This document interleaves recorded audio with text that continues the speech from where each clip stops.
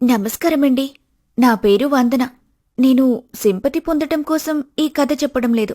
తెలిసి తెలియక నేను చేసిన పొరపాట్లు, వేసిన తప్పటడుగులు మీకు ఒక పుస్తకంలా ఉండాలని కోరుకుంటున్నాను. అందుకే నా కథతో మీ ముందుకొచ్చాను. చిన్నప్పటినుండి నాకు చదువంటే ప్రాణం. చదువు తప్ప ఇంకేదీ మనల్ని ముందుకు నడిపించలేదని అనుకున్నాను. కానీ మా కుటుంబ పరిస్థితి నా కలల దారికి అడ్డుకోడలా నిలిచింది. ఎందుకు ఏంటని మీరే చూడండి. రాత్రి 11 గంటలు. పాతకాలపు చిన్న ఇంట్లో ఒక మూల దీపం వెలుగులో వందన పుస్తకాలతో కుస్తీ పడుతోంది. వందన, ఈ గుడ్డి చీకట్లో ఎంతసేపు చదువుతావమ్మా? పడుకో, రేపొద్దున్నే లేవాలి కదా. అమ్మా, ఇంకొంచెంసేపు ఈ ఒక్క చాప్టర్ పూర్తి చేసొస్తాను. నువ్వెళ్ళి పడుకోమ్మా. సరేలే, నీతో కొంచెం మాట్లాడాలి. ఈ చీకట్లో ఎందుకులే కాని రేపుదయాన్నే మాట్లాడతాను. నువ్వు తొందరగా పడుకో. అమ్మ మాటలో ఏదో తేడా కనిపిస్తుంది. నాన్న వ్యాపారాల పేరుతో ఉన్న డబ్బులన్నీ పోగొడితే ఉన్న ఇల్లు కూడా అమ్ముకొని రోడ్డు మీద పడినప్పుడు కూడా అమ్మ ఇంత దిగులుగా లేదు. కాని ఇప్పుడెందుకిలా ఉంది? ఏ విషయానికైనా ధైర్యంగా ఉండే మనిషి ఇలా ఉండటం వెనుక కారణం ఏమై ఉంటుంది? రేపుదయం ఏదో మాట్లాడాలనింది కదా.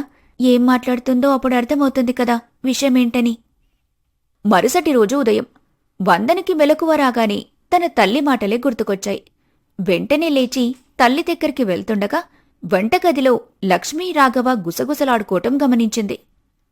దానికి చదువంటే ఎంతిష్టమో నీకు తెలీదా? ఇప్పుడే పెళ్ళంటే ఎలా? ఖచ్చితంగా ఒప్పుకోదు. లక్ష్మి, అమ్మాయి చదువుకోవాలనుకుంటుంది నిజమే. కానీ తనని చదివించేంత స్తోమత మనకుందా అని కూడా ఆలోచించుకోవాలి కదా. మన దగ్గరుంచుకొని పూటపూటకి అమ్మాయిని పేదరికంతో ఇబ్బంది పెట్టే బదులు కాస్త డబ్బున్న ఇంటికి పంపిస్తే తిండైనా సరిగ్గా తినగలేదు కదా. అలా అని ఇష్టమున్నా లేకున్నా దాన్ని మన ఇష్టానికి బలవంతంగా పెళ్లి చేసి పంపిద్దామంటున్నారా? ఇది మన ఇష్టం కాదు లక్ష్మి, పరిస్థితుల ఇష్టం. విధి ఆడే నాటకంలో నువ్వు, నేను, మనమ్మాయి అందరం పాత్రులమే. మనం ఆ విధి ఎటు తీసుకెళ్తే అటు వెళ్లడమే తప్ప ఎదురు తిరిగి నిల్చుంటారనుకుంటే మనంత మూర్ఖులు ఇంకెవరూ ఉండరు. అలా అంటే ఎలా అండి? అబ్బాయి పేరు శ్రీను, మంచి కుర్రాడని విన్నాను. ఏవో చిన్న చిన్న వ్యాపారాలు కూడా ఉన్నాయి. సొంత ఇల్లుంది. మొన్న ఈ మధ్య ఊర్లో 2 ఎకరాల పొలం కూడా కొన్నారట. డబ్బులు కూడా బానే సంపాదిస్తారని వినికిడి. నువ్వు వంట పడకుండా ఉంటే ఇంకొక సమాచారం వాళ్ల గురించి తెలుసుకొని అన్నీ బానే ఉంటే మాట్లాడుకుని పెళ్లి చేసేయడమే. సరే, మీ ఇష్టం. ఆ మాటలు వందన చెవిన పడ్డాయి. ఒక్కసారిగా తన కలలు, ఆశలు కుప్పకూలిపోయినట్టయింది. కుటుంబమా లేక తన భవిష్యత్తా అన్న ఆలోచనలో ఏం చెయ్యాలో అర్థం కాలేదు వందనకి. తరువాత కాసేపటికి లక్ష్మి వందన దగ్గరకొచ్చింది. తల్లి, నీతో ఒక విషయం మాట్లాడాలి. మీ నాన్న నీకొక సంబంధం తీసుకొచ్చాడు. ఇదేదో గొప్ప విషయమని, ఈ భవిష్యత్తు గొప్పగా ఉంటుందని కాని నేనేమీ హామీ ఇవ్వలేదు. నేను చెప్పేదల్లా ఒక్కటే, తప్పడం లేదు. మమ్మల్ని క్షమించు తల్లి. నేనింకేం మాట్లాడగలనమ్మా? నువ్విలా చెప్పాక. మీరిద్దరూ నా అమ్మ నాన్న. మీరు నాకు చెడు చెయ్యాలని ఎప్పుడూ ఆలోచించరు. మీకేది కరెక్ట్ అనిపిస్తే అదే చెయ్యండమ్మా. నేనింతకన్నా ఏమీ మాట్లాడలేను. సరే, మీ నాన్న ఎప్పుడు ఏం మాట్లాడతాడో చూసి దాన్ని బట్టి నడుచుకోవడమే. నువ్వొప్పుకున్నావని చెప్తే వెంటనే పెళ్లి చూపులు కూడా ఏర్పాటు చేయించేస్తాడు. వందన శ్రీనుల మొదటి చూపు. ఒక చిన్న టీ కొట్టు పక్కనున్న బండి దగ్గర శ్రీను స్నాక్స్ అమ్ముతున్నాడు. వందన, ఆమె తల్లిదండ్రులు అతన్ని చూడటానికొచ్చారు. చెప్పండి సార్, ఏం కావాలి? అన్నీ వేడివేడిగా ఉన్నాయి. బాబు, మేము మీ అమ్మగారు పంపితే ఇక్కడికొచ్చాం. ఓ, మీరా? క్షమించాలి. అమ్మ చెప్పింది మీరు వస్తారని, కానీ నేనే మర్చిపోయాను. రండి రండి, ఇలా కూర్చోండి. మన షాప్లో పకోడీ భలే ఉంటుంది తెలుసా? తీసుకొస్తాను, మీరు కూర్చోండి. వాళ్లని కూర్చోపెట్టి వేడివేడిగా పకోడీ తీసుకొనొచ్చి వాళ్ల చేతిలో పెట్టాడు శ్రీను.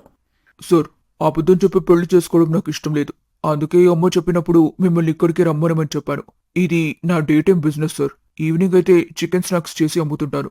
మీకు కాస్త ఇబ్బందిగా అనిపించొచ్చేమో, కానీ మంచి బిజినెసే సార్. ఈ మధ్య ఊర్లో 2 ఎకరాల పంట భూమి 1 టైం సెటిల్మెంట్లో కొన్నామంటే ఆలోచించండి మీరే. ఇంకొక విషయం సార్, అమ్మకి తెలియకుండా 2 లక్షల రూపాయల చిట్టీలు కూడా వేస్తున్నాను. అన్నట్టు అమ్మ వస్తాననింది, ఇంకా రాకపోవడమేంటి? ఫోన్ చేసి కనుక్కుంటాను, 2 నిమిషాలు. తల్లికి ఫోన్ చేశాడు శ్రీను. కాసేపట్లోనే శ్రీను తల్లి అక్కడికొచ్చింది. అందరికీ నమస్కారం. మా వాడేమైనా అటు ఇటుగా మాట్లాడుంటే క్షమించాలి. నోట్లో మైక్ పెట్టుకుని పుట్టాడు వెధవ. ఏదో ఒకటి గలగల మాట్లాడుతూనే ఉంటాడు. అయ్యో, అలా ఏం లేదండి. అనుకుంటాం గాని వాడి మాటలే కనుక లేకపోతే నేనిలా ఉండగలిగేదాన్నా? వాడు చాలా చిన్నగా ఉన్నప్పుడు కనీసం తినడానికి బియ్యపు గింజ కూడా లేదేంట్లో. అదే టైంకి వీడు ఆడుకొనొచ్చి ఆకలేస్తుందమ్మా అన్నాడు. ఆ మాట వాడి నోట వినగానే నా కళ్లల్లో నీళ్లు తిరిగాయి. ఆ చిన్న వయసులో వాడికి నా కన్నీళ్లు ఎలా అర్థమయ్యాయో తెలీదు. ఆకలి లేదు, ఏమీ లేదు, సరదాగా అన్నానని ఎక్కడికో వెళ్ళాడు. సాయంత్రమవుతున్నా పిల్లాడు రాకపోవడంతో నాకు కంగారు పట్టుకుంది. ఊరంతా వెతకడం మొదలుపెట్టాడు. అప్పుడు కనిపించాడు. ఒక టీ కొట్టులో కప్పులు కడుగుతూ పనయ్యాక చేతికొచ్చిన డబ్బులతో ఆహారం కొని తీసుకొచ్చి నాకు తినిపించాడు. అప్పటినుంచి వాడి పని ఆగలేదు. నా మీద చూపించే శ్రద్ధ మారలేదు. కష్టాలని బాధలని బయటకు కనిపించనీయకుండా ఎప్పుడూ మాట్లాడుతూనే ఉంటాడు. బోలాశంకరుడమ్మా నా కొడుకు. అవునండి, అతని మాటల్లోనే మంచితనం తెలిసిపోతుంది. మీ అబ్బాయికి మీరంటే చాలా ఇష్టం. ఏమనుకోకండి, కొంచెం గిరాకీ వచ్చింది, అందుకే అక్కడికి వెళ్ళాను. ఇంతకీ మీ అమ్మాయి ఎంతవరకు చదువుకుందండి? మా అమ్మాయి డిగ్రీ చేసింది బాబు. ఇంకొక 15 రోజుల్లో ఫైనల్ ఎగ్జామ్స్. అదయిపోతే డిగ్రీ పూర్తయిపోతుంది. దానికి చదువంటే చాలా ఇష్టం. ఎన్నెన్ని కష్టాలొచ్చినా, ఇంటి పరిస్థితులు ఎలా ఉన్నా వాటి ప్రభావం తన చదువు మీద పడకుండా చూసుకుంది. అవునా, నాకు కూడా చదువుకోవడం అంటే ఇష్టమండి. కానీ మన బుర్రకి బిజినెస్ పెట్టాడేమో దేవుడు. చదువు అస్సలెక్కి సావదు. అందుకే నాకు చదువుకునే వాళ్ళంటే చాలా గౌరవం, ఇష్టం. సంతోషం బాబు. అమ్మాయితో ఏమైనా మాట్లాడతారా? నమస్తే. నమస్కారమండి. మీకు చదువన్నా చదువుకునే వాళ్ళన్నా ఇష్టమన్నారు కదా. నాక్కూడా మీలాగే చదువుకోవాలంటే చాలా ఇష్టం. మన పెళ్ళయ్యాక నన్ను చదువుకొనిస్తారా? నేను పెళ్లి తర్వాత కూడా చదువుకోవాలనుకుంటున్నాను. ఒక్క నిమిషం ఆగండి, కొంచెం గిరాకీ వచ్చింది. అది చూసుకుని వచ్చి మీ ప్రశ్నకు సమాధానం చెబుతాను. శ్రీను సమాధానం చెప్పకుండా పక్కకి వెళ్లడం వందనకి గుండెల్లో భయం పెంచుతుంది. పెళ్లి తర్వాత చదువుకు ఒప్పుకుంటాడా, లేక నేరుగా ఇష్టం లేదని చెప్పలేక ఏదో కారణంతో పక్కకి వెళ్లాడా? ఒకవేళ చదువుకోవడానికి ఒప్పుకోకపోతే ఈ సంబంధాన్ని క్యాన్సిల్ చేయాలా? అమ్మా నాన్న ఈ సంబంధం మీదే ఆశలు పెట్టుకున్నారు. నేనీ సంబంధాన్ని క్యాన్సిల్ చేస్తే ఏంటి పరిస్థితి? దేవుడా, నువ్వే ఏదో ఒక దారి చూపించు. వందన మనసులో వందల ఆలోచనలు గందరగోళం పెడుతున్నాయి. ప్రపంచమంతా తిరిగినట్టుగా అనిపిస్తుంది. శ్రీను వచ్చి వందన ఎదురుగా కూర్చున్నాడు. నేను నాకు భార్యగా రావాలనుకున్న అమ్మాయి నా వ్యాపారంలో నాకు సహాయంగా ఉంటూ తనకింకేదైనా వ్యాపార ఆలోచనలుంటే తాను సొంతంగా వ్యాపారం పెట్టుకుని నడిపిస్తుందనుకున్నారు. సరిగ్గా చెప్పాలంటే నా ఆలోచన అంతవరకే ఉంది కావచ్చు. నేను చదువుకున్న చదువుకి, నేను చేసే వ్యాపారానికి నాకొక చదువుకోవాలన్న కోరికున్న భార్య వస్తుందని కల్లో కూడా ఊహించలేదు. మీరు చదువుకోవడానికి ఎలాంటి అభ్యంతరం లేదు నాకు. హాయిగా చదువుకోవచ్చు. కానీ 2 కండిషన్స్. ఒకటి, ఎప్పుడూ ఫెయిల్ అవ్వటం అనేది ఉండకూడదు. రెండవది, చదువుల కోసం కానీ జాబ్స్ కోసం కానీ వేరే దేశం వెళ్తాను, ఇంటికి దూరంగా ఉంటానంటే ఒప్పుకోలేను. ఈ 2 కండిషన్స్ కి ఓకే అయితే నాకు ఓకే. వాడాలాగే వాగుతాడు కానమ్మా. నీకు మా ఇల్లు, మేము చేసే పనులు కూడా నచ్చుతాయో లేదో చూడు. ఇది కాలేజీనో స్కూలో కాదు కదా. ఎలా ఉన్నా 4 ముక్కలు నేర్చుకుని సాయంత్రానికి ఇంటికి వెళ్లడానికి అత్తారిల్లు. నువ్వున్నంతకాలం ఇక్కడే ఉండాలి. అందుకే 1కి 2 సార్లు ఆలోచించుకుని నిర్ణయం తీసుకుంటే మంచిది. అత్తగారి మాటలు విన్న వందనకి ఎక్కడో తెలియని సంతోషం మొలకెత్తింది. దానికి కారణం వాళ్లు చదువుకోవడానికి కాదనకపోగా తన నిర్ణయానికి స్వేచ్ఛనిచ్చారని. అయ్యో, వందన చిన్నపిల్ల, అందుకే ఏం మాట్లాడలేకపోతుంది. మాకీ సంబంధం చాలా బాగా నచ్చింది. ఇంత మంచి అత్త, కష్టపడే భర్త వస్తుంటే ఎవరైనా కాదనుకుంటారా చెప్పండి? ఎన్ని జన్మల పుణ్యం చేసుకుంటేనో గాని మంచి సంబంధాలు కుదరవు. అలాంటిది మేము చూసిన మొదటి సంబంధమే ఇంత మంచిదొస్తే కాదని ఎలా అనుకుంటాం? ఇంతకీ మీకు మా సంబంధం నచ్చిందో లేదో చెప్పనేలేదు. నా కొడుకు, అమ్మా, ఇదిగో ఈవిడ నీ కోడలని ఎవ్వరిని తీసుకొచ్చినా నాకే అభ్యంతరం లేదు. వాళ్ళిద్దరూ బాగుంటే నాకదే చాలు. మేము మా కుటుంబం చేసే వ్యాపారాల్లో సహాయం చేసే అమ్మాయి వస్తుందేమో అనుకున్నాం. కానీ తనకంటూ సొంత నిర్ణయాలున్న అమ్మాయి రాబోతుందని అర్థమైంది. సొంత కాళ్ల మీద నిలబడాలనుకున్న దానికంటే ఇంకేం కావాలి? అందుకే మాకు మీ కుటుంబంతో సంబంధం కలుపుకోవడానికి ఎలాంటి అభ్యంతరం లేదు. ఒక పని చేద్దాం. ఇప్పటికిప్పుడే నిర్ణయం తీసుకోకుండా బాగా ఆలోచించుకొని ఒక 2 రోజుల తర్వాత మన నిర్ణయం తీసుకుందాం. పెద్దోళ్ల మాత్రమే నిర్ణయించుకుంటే సరిపోదు కదా. పిల్లలు కూడా ఆలోచించుకోవాలి కదా. అందుకే 2 రోజుల తర్వాత మాట్లాడుకుందాం. ఏమంటారు? అది కూడా మంచి ఆలోచనే. సరే, అలాగే చేద్దాం. ఇక మేం వెళ్ళొస్తాం. ఆగండి ఆగండి, మాటల్లో పడి పకోడీ తినడమే మర్చిపోయారు. మీకు వేడిగా పకోడీ కట్టిస్తాను, దారిలో కాలక్షేపంగా తింటూ వెళ్ళండి అని శ్రీను మరికొన్ని పకోడీలు వేడిగా కట్టేసి వాళ్ళకిచ్చాడు. వందన కుటుంబం అక్కడి పైనుంచి వెళ్లిపోయారు. దారిలో వెళ్తుండగా వందన మనసులో పెళ్లి కాబోతుందని ఒక చిన్న సిగ్గు, ఇక తన చదువుకి ఎలాంటి ఆటంకాలు లేవని సంతోషం. ఆ సంతోషంలోనే ఇంటికి చేరుకుంటారు. ఏమోయ్, నీ ఫోన్ చేస్తే ఇంట్లోనే ఉన్నానన్నాడు. ఇంతలోకి ఎటెళ్ళిపోయాడే నీ పుత్రరత్నం? నాకేం తెలుసండి. ఫోన్ మాట్లాడింది మీరు, చెప్పింది మీకు. నన్నడుగుతారెందుకు? మళ్ళీ ఫోన్ చేయండి, చెప్తాడు కదా ఎక్కడున్నాడో. రాఘవ ఫోన్ చేస్తుంటే ఫోన్ లిఫ్ట్ చేయటం లేదు వాసు. మళ్ళీ మళ్ళీ చేసినా కూడా లిఫ్ట్ చేయటం లేదు. కాసేపటికి వాసు నుంచే ఫోనొచ్చింది. ఏరా, ఫోన్ లిఫ్ట్ చేయడానికి ఏం బలుపు? ఎక్కడున్నావు? మీ వాడుకున్న బలుపు వల్ల పోలీస్ స్టేషన్లో ఉన్నాడండి. స్టేషన్కొచ్చి మీ వాడిని తీసుకుని వెళ్ళండి. రాఘవ మొహంలో కంగారు మొదలైంది. ఇంకొక్క మాట కూడా మాట్లాడనివ్వకుండా ఫోన్ కట్ అయిపోయింది. ఏం చేయాలో రాఘవకి తోచలేదు. రాఘవ కళ్లల్లో కంగారు అర్థమై లక్ష్మి అడిగితే చెప్పాడు. సరే, ఏం జరిగిందని ఇక్కడుండి అంత ఆలోచించిన లాభముండదు కదండి. పదండి, పోలీస్ స్టేషన్కి వెళ్దాం. లక్ష్మి మాటలు వినిపించి చదువుకుంటున్న వందన తన గదిలోంచి బయటకొచ్చింది. పోలీస్ స్టేషన్ అంటున్నారు, ఏమైందమ్మా? తమ్ముణ్ణి పోలీస్ స్టేషన్లో ఉంచారని పోలీసులు ఫోన్ చేసి చెప్పారంట. అయితే ఆలస్యమెందుకు? పదండి, పోలీస్ స్టేషన్కి వెళ్దాం. నువ్వు ఆడపిల్లవి, పోలీస్ స్టేషన్కి వద్దు తల్లి. నేనెళ్ళి చూసొస్తాను. నువ్వు అమ్మ ఇంటి దగ్గరే ఉండండి. లేదండి, నేను వస్తాను. అసలేమైందో నాక్కూడా తెలియాలి కదా. మీరింకొక మాట మాట్లాడొద్దు. పదండి వెళ్దాం. వందన, నువ్వు జాగ్రత్త తల్లి. వీలైనంత తొందరగా వచ్చేస్తాం అని చెప్పి రాఘవ, లక్ష్మి అక్కడ్నుంచి వెళ్ళిపోయారు. వందన చదవడానికి ఎంత ప్రయత్నించినా కూడా అవ్వటం లేదు. అమ్మ వాళ్ళు స్టేషన్కి వెళ్ళుంటారు కదా, ఒకసారి ఫోన్ చేస్తే ఏమైందో తెలుస్తుంది కదా. అమ్మో వద్దులే, ఎవరితో అయినా మాట్లాడుతుంటారేమో. ఇప్పుడు ఫోన్ చేస్తే బాగుండదు. అయినా అక్కడ పనైపోతే వాళ్లే వస్తారు కదా. మళ్ళీ ఫోన్ చేసి ఇబ్బంది పెట్టడం ఎందుకు? కానీ నా టెన్షన్ పోవాలంటే ఏం చెయ్యాలి? ఉదయం నుంచి సంతోషంగా ఉన్నాను కదా, అందుకే ఇలా జరిగింది. నేను సంతోషంగా ఉండటం దేవుడికి కూడా ఇష్టం లేదేమో. అవును, అమ్మా నాన్న ఉదయం నుంచి ఏమీ తినలేదు కదా, వాళ్ళొచ్చేలోపు ఏదైనా వంట చేసి పెడతాను అని అనుకుంటూ వంటగది దారి పట్టింది వందన. తను వంట పూర్తయ్యే సమయానికి తల నేలకు వేసి వస్తున్న తల్లిదండ్రుల్ని చూసింది. వెంటనే వాళ్ల దగ్గరికి వెళ్ళింది. నాన్నా, ఏమైంది నాన్నా? అవ్వడానికి ఏముందమ్మా, వీడి వల్ల మేము నలుగురిలో మాటలు పడటం కొత్తేమి కాదు కదా. ఇప్పుడది కాస్త పోలీస్ స్టేషన్ వరకు వెళ్ళింది, అంతే. రేపు ఇంకెక్కడికి వెళ్ళనుందు. చిన్నప్పటి నుంచి ఒకరితో చెప్పించుకున్నది కాని ఒకరితో మాట పడింది కానీ లేదు. ఇదిగో నా పుత్రుడు ఆ లోటు తీరుస్తున్నాడు. ఇదిగో వీడున్నాడు చూడు, ఎక్కడో మత్తులో తూలాడి ఎవరినో కొట్టాడంట. వాళ్లు పోలీస్ స్టేషన్లో కంప్లైంట్ చేయడంతో పోలీసులు వాణ్ణి తీసుకుని వెళ్లారు. మమ్మల్ని పిలిచి ఇష్టం వచ్చినట్టు మాట్లాడారు. పెంపకం బాగుంటే ఇలాంటి వాళ్లెందుకు తయారవుతారని మా పెంపకంపై ఎన్నో మాట్లాడారు. ఇంకా చాలా మాట్లాడారులే. ఒక తల్లిలా నీకవన్నీ చెప్పలేను. అయినా నువ్వు మా పెంపకంలోనే పెరిగిన దానివి కదా. మా పెంపకమే తప్పైతే నువ్వలానే తయారై ఉండాలి కదా. అయినా ఏ తల్లిదండ్రులు వాళ్ళ పిల్లల్ని చెడిపోమ్మని పెంచుతారు?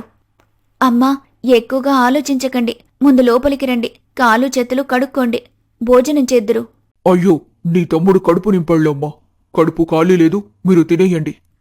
తండ్రి మాటల్ని పట్టించుకోకుండా వాసు వెళ్లి భోజనానికి కూర్చున్నాడు. వందన వడ్డిస్తూ ఉంది. రే తమ్ముడు, ఎందుకురా ఇలా చేస్తున్నావు? అమ్మ వాళ్ళు చూడు ఎంతలా బాధపడుతున్నారో. కొంచెమైనా ఆలోచించాలి కదా. నేనే అందరి బాధ గురించి ఆలోచించాలా? నా బాధ గురించి ఎవరు ఆలోచించరా? ఒక్కసారైనా తమ్ముడు ఏమైందని అడిగావా? నా ప్రాబ్లం ఏంటో తెలుసుకోవడానికి ట్రై చేశావా ఎప్పుడైనా? ఎన్ని రోజుల నుంచి అడుగుతున్నాను. కొనిచ్చాడో పెద్ద మనిషి. నాకు నచ్చిన బండి కనిపిస్తే ముట్టుకొని చూశాను, అంతే. బండివాడొచ్చి ఏదో అన్నాడు, కోపం వచ్చి కొట్టాను. చెప్పక్క, దీంట్లో తప్పెవరిది?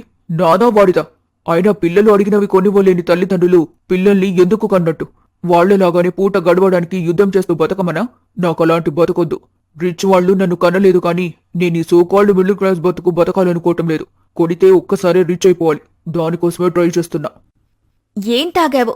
ఆ మత్తు నీకింకా దిగినట్టులేదు.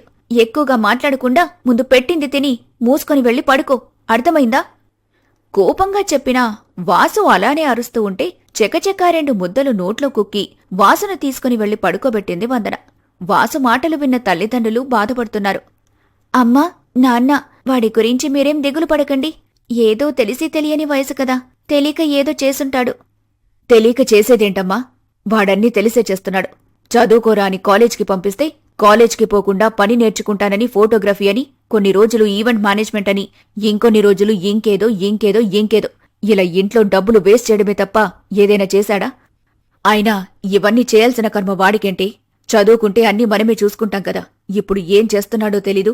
ఎప్పుడు ఇంట్లో నుంచి వెళ్తున్నాడో, ఎప్పుడు ఇంటికొస్తున్నాడో తెలీదు. ఎప్పుడూ ఫోన్లో మాట్లాడ్డం, తాగుతూ తిరగటం, గొడవలు పడటం. ఇప్పుడు కొత్తగా బైక్ కావాలని పట్టుబట్టాడు. ఏదైనా పర్పస్ ఉన్నోడికి బండి కొనిస్తే ఉపయోగపడుతుంది. కాని గాలి తిరుగుళ్ళు తిరిగేవాడికి ఎందుకు కొనిస్తాం? ఛీ, వీడి వల్ల అయినోళ్లలో ఊర్లో పరువు పోతుంది. అమ్మా, వాడెలా వింటాడో అలా చెబుదాంలే అమ్మా. ఇలా మీరు బాధపడితే ఎలా? బాధకాక ఇంకేంటి?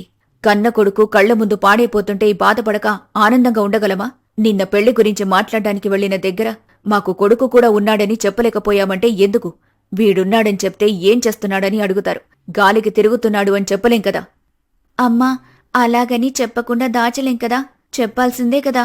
మనం చెప్పకుండా ఉంటే మళ్ళీ తెలిసిన తర్వాత వాళ్ళేదైనా గోల చేస్తారేమో. ఏదో చేద్దాంలే, నువ్వు కంగారు పడకు. ఇంతకీ నువ్వేమైనా తిన్నావా లేదా? తినేసి వెళ్ళి చదువుకోపో. మిగతా విషయాలు మేం చూసుకుంటాం. వందన తన గదిలోకి వెళ్ళిపోయింది. ఇంట్లో వాళ్ళు వాసు గురించి ఆలోచిస్తూనే ఉన్నారు. తరువాతి రోజు ఉదయాన్నే గంగ దగ్గర్నుంచి ఫోనొచ్చింది. అమ్మో, చెప్పండి. అదే ఏమనుకుంటున్నారన్న విషయం అడగడానికి చేశాను. కొద్ది రోజులు దాటితే మళ్ళీ మంచి ముహూర్తాలు లేవంట కదా. ఏదో ఒకటి తేలితే త్వరగా పెళ్లి చేసేయొచ్చు కదా అని కాస్త తొందరపడుతున్నాను. మాటల్లో ఏ మార్పు లేదమ్మా. అబ్బాయి మాకు నచ్చాడు, అమ్మాయికి కూడా నచ్చాడు. అమ్మాయి చదువుకోవడానికి కూడా మీరు ఒప్పుకున్నారు.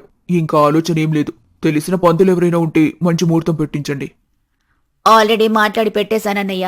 2 రోజుల్లో నిశ్చితార్థానికి మంచి ముహూర్తం ఉందన్నారు. 15 రోజుల్లో పెళ్లి. మీకేదైనా అభ్యంతరం ఉంటే చెప్పండి అన్నయ్య, మళ్ళోసారి మాట్లాడదాం. అభ్యంతరం ఏం లేదమ్మా. పంతులు చెప్పిన ముహూర్తానికే ఖాయం చేసేయండి. నేను ఇంట్లో చెప్తాను. ఒకసారి మనం మాట్లాడుకునే విషయాలు మాట్లాడుకుంటే బాగుంటుందేమో కదా. తర్వాత మాట్లాడుకుంటే ఏదైనా ఇబ్బందులు రావచ్చు. అలాగే, నేనింకొక 2 గంటల్లో మీ దగ్గరకొస్తాను. అప్పుడే అన్ని విషయాలు మాట్లాడేసుకుందాం. అబ్బాయిని కూడా తీసుకొని వస్తారా? లేదులే అన్నయ్య, వాడిలాంటి విషయాలకి రాడు. పైగా షాప్ క్లోజ్ చేయమన్నా చేయనంటాడు. నేనే వస్తాను. సరే అమ్మా, అలాగే. గంగ ఫోన్ పెట్టేసిన తర్వాత ఇంట్లో వాళ్ళకి విషయం చెప్పాడు రాఘవ. ఇంట్లో అన్నీ సర్దుతుండగానే చెప్పిన టైం కల్లా గంగ ఇంటికొచ్చేసింది. నమస్కారమండి, ఏం తీసుకుంటారు? మర్యాదలెందుకు? అన్నయ్య ఏదో మాట్లాడాలన్నారు. అది మాట్లాడేసుకుంటే నేను త్వరగా వెళ్తాను. ఇంట్లో ఆవులున్నాయి కదా, సాయంత్రానికి వాటి దగ్గరుండాలి. పాలు పితికి పాల కేంద్రానికి పంపాలి. అదే కట్న కానుకల గురించి మాట్లాడుకుందామని. మీ తలకు మించి ఏది పెట్టొద్దు. నాకు గాని నా కొడుక్కి గాని ఏ కట్నాల కోరికల్లేవు. మీకలా ఇవ్వడంలోనే సంతోషముంటే కాదని అనను. అది పూర్తిగా మీ ఇష్టం. పెళ్లి ఖర్చుల్లో కూడా సగం సగం. ఇకేదైనా మీ ఇష్టం. ఏమంటారు? అలాగే. అన్నయ్య, మీకూడా ఓకే కదా? ఏం మాట్లాడరేంటి? అంత మంచి మాట మాట్లాడిన తర్వాత ఇంకేముందమ్మా. వాళ్ళలా మాట్లాడుతుంటే వాసు నిద్ర నుంచి లేచి బయటికొచ్చాడు. అన్నయ్య, ఇతను అని అడిగింది గంగ కాస్త అనుమానంగా. వాడు మా అబ్బాయి అమ్మా, వాసు. అవునా? నిన్న మనం మాట్లాడుకున్నప్పుడు మీకు అబ్బాయి ఉన్నాడన్న విషయమే చెప్పలేదు. అంటే మన మాటల్లో వాడి గురించి చెప్పే సందర్భం రాలేదు కదా. చూడండి, ఇవన్నీ కప్పిపుచ్చే మాటలే తప్ప నిజాలు కావు. ఎవరైనా పెళ్లి చూపులకొస్తే ఇంట్లో ఉన్న వాళ్ళందరి గురించి చెప్తారు. సందర్భం రాలేదని చెప్తున్నారంటే మీకైనా ఏం మాట్లాడుతున్నారో అర్థమవుతుందా? ఇదొక్కటేనా, ఇంకేదైనా దాచారా? అయ్యో, మీతో అబద్ధం చెప్పాలని మా ఉద్దేశం కాదండి. అయ్యో, మాట దాచిపెట్టడం అబద్ధం ఒకటి కాదండి. అబద్ధం చెప్తే కనీసం అవతలి వాళ్ళని సంతోషంగా ఉంచాలని చేసే పని కాని దాచిపెట్టడం మోసంతో సమానం. ఇంకేదైనా దాచారా? ఇప్పుడే చెప్పండి. ఏహే, ఎవరివిడా ఇంతలో మాట్లాడుతుంది? అయినా నా గురించి మీకెందుకు చెప్పాలి? డ్రై వెదవా, కాసేపు నోరు మూస్తావా? నోటికెంత మాటొస్తే అంత మాట మాట్లాడమేరా. ఆవిడ ఎవరనుకుంటున్నావు? మీ అక్కకి కాబోయే అత్తగారు. ఓహో, నాకు తెలియకుండా ఇంత చేస్తున్నారన్నమాట. ఇంట్లో నేను కొన్ని ఉన్నాను. నాకేదైనా విషయం చెప్పాలన్న సెన్స్ ఉందా మీకు అసలు? అంటే మీ అబ్బాయి కూడా మా విషయం చెప్పకుండానే ఈ పెళ్లి చేయాలనుకున్నారా? ఇలాంటి ఇంటికి మా వాడు అల్లుడవుతే ఇంకేమైనా ఉందా? గంగాలా మాట్లాడగానే వాసు నేరుగా గంగ కాళ్ల దగ్గర అయ్యో, అలా మాట్లాడకండి. మా అక్క ఎంత మంచిదో మీరు చూసే ఉంటారు కదా. దీంట్లో తప్పంతా నాదే అండి. నేనే నా డ్రీమ్, నా ప్యాషన్ అంటూ ఏదో చేస్తుంటా. అది ఇంట్లో వాళ్ళకి నచ్చదు. అందుకే కొంచెం ఇంట్లో అప్పుడప్పుడు ఈ చిన్న చిన్న డిస్కషన్లు అవుతుంటాయి. అయినా ఇంత చిన్న డిస్కషన్లు కూడా రాని ఇళ్లేదైనా ఉంటుందా చెప్పండి? మీ కాళ్ళు పట్టుకొని చెప్తున్నాను. ఇది అప్పుడప్పుడు మాత్రమే జరిగే చిన్న డిస్కషన్. మీరు మొదటిసారి చూడటం వల్ల మీకు కొంత వింతగా అనిపిస్తుండొచ్చు. ఈ యొక్క సిచ్యువేషన్తో మా ఫ్యామిలీని జడ్జ్ చేయొద్దండి ప్లీజ్. మీకు నేనే ఇబ్బందిగా అనిపిస్తే చెప్పండి. మీకెప్పటికీ కనిపించకుండా ఎక్కడికైనా వెళ్ళిపోయి మీ అందరికీ దూరంగా బతికేస్తాను. వాసు మాటలకి ఇంట్లో వాళ్లతో పాటు గంగ కళ్లల్లో కూడా నీళ్లు తిరుగుతాయి. ఇలాంటి తమ్ముడు ఎంతమందికుంటారు చెప్పు బాబు. మీ అక్క నిజంగా నీలాంటి తమ్ముణ్ణి పొందినందుకు చాలా పుణ్యం చేసుకునుంటుంది. గొడవలు ఏ ఇంట్లో అయినా సహజమే, కాని వాటిని ఎలా ముగిస్తారన్నది ముఖ్యం. అక్క కోసం కాళ్లు పట్టుకోవడానికి కూడా వెనకాడలేదంటే ఇది ఖచ్చితంగా మీ వాళ్ల పెంపకంలో గొప్పతనమే. ఇలాంటి ఇంటికి నా కొడుకు అల్లుడిగా వస్తే అది వాడి అదృష్టం. అన్నయ్య, నిశ్చితార్థం పనులు చూడండి. బాబు వాసు, నిశ్చితార్థంలో హడావిడంతా నీదే ఉండాలి. అలాగే అత్తయ్యా. సరే మరి, ఇంక నేను వెళ్ళొస్తాను. ఎల్లుండే కదా నిశ్చితార్థం, పనులు చేసుకోండి. గంగా అక్కడ్నుంచి వెళ్ళిపోయింది. వందన తమ్ముణ్ణి దగ్గరికి తీసుకుంది. తమ్ముడు, నాకొక మాటిస్తావా? చెప్పక్క. నువ్వెప్పటికీ ఇలాగే ఉండొచ్చు కదరా. ఎంత సంతోషంగా ఉందిరా నేనిలా చూస్తుంటే. ఒక్క మాటైతే ఇవ్వగలనక్క. నీ పెళ్లి నా చేతుల మీదుగా జరిపిస్తాను. పద, పనులు మొదలు పెడదాం. నిశ్చితార్థం పనులు మొదలయ్యాయి. ఇంటిల్లిపాది ఆ పనుల్లో 2 రోజులు గడిపేశారు. ఎక్కువ సమయం లేకపోవడంతో వందనా శ్రీను నిశ్చితార్థం దగ్గరి బంధువుల సమక్షంలో ఘనంగా జరిగింది. పెళ్లి ముహూర్తం సరిగ్గా 15 రోజులే ఉండటంతో పనులు చకచకా చేయాలని అందరిలో కంగారు మొదలైంది. మా తమ్ముడు నాకిచ్చిన మాట నిలబెట్టుకున్నాడని మీరనుకుంటున్నారా? పాపం, వాడు కూడా పెళ్లి వరకు బాగానే ఉండాలనుకున్నాడు. కాని సరిగ్గా పెళ్లి రోజు వాడికి తెలిసిన ఒక నిజం వాడిలోని మృగాన్ని బయటకు లాగింది. పెళ్లిలో వాడి ప్రవర్తన చూసి అప్పటి వరకు వాణ్ణి మెచ్చుకున్న వాళ్లు కూడా భయపడ్డారంటే నమ్ముతారా? అసలు పెళ్లిలో ఏం జరిగిందో నెక్స్ట్ స్టోరీలో చెప్తాను. నెక్స్ట్ వీడియో మిస్ అవ్వకుండా ఉండటం కోసం ఛానల్ని సబ్స్క్రైబ్ చేసుకోవచ్చు కదా. ఈ వీడియో నచ్చితే లైక్ చేయండి. మీకు ఏది నచ్చిందో లేదా ఏది నచ్చలేదో కామెంట్ కూడా చేయండి.